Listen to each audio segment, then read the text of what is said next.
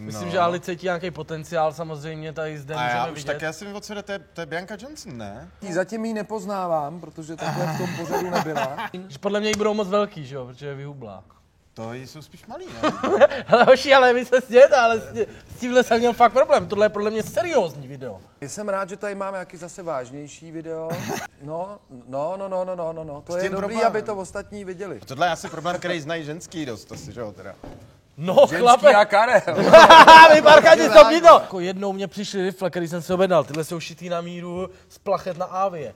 Ale jinak mi přišli jednou z obchodů, strašně suprový, těšil jsem se na ně, excelentní značka, excelentní styl, fascinující riflovina. Nasadil jsem si je, nekecám, byli mi.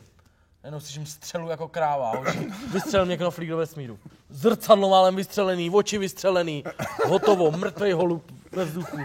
Když nedával bych to, nesměju se tý slečně, protože vím, že je to náročný. Jo, a já ti popíšu moje dětství, jo. To džiny nebyly, vole, vůbec, jako vůbec. A mě můj fotr, který utek prostě do Kanady, tak mi poslal džíny, jenomže bohužel můj fotr si mě pamatoval menšího, než jsem byl. Takže mi přišly daleko menší džíny, než jsem byl. Tak strašně jsem je chtěl, že jsem tohleto celý absolvoval, dostal jsem se do nich a pak jsem vůbec z nich nemohl ven. A moje matka ji musela potom na mě rozstříhat, aby je ze mě sundala dolů. Já jsem brečel. A tohle je hrozný. No, přesně tak. A kde, proč si o tom nenatočil video nějaký? Protože tehdy video nebylo. Aha.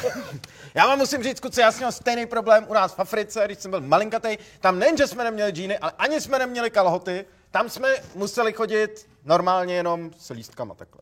Bohatší měli 3-4 lístky, já jsem měl třeba jenom jeden takhle. Protože ti stačil, že jo, asi, že jo.